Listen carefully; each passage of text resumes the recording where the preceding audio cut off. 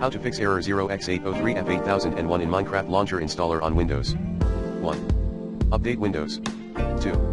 Reset Microsoft Store cache BIOS reset.exe. 3. Change your region to the US. 4.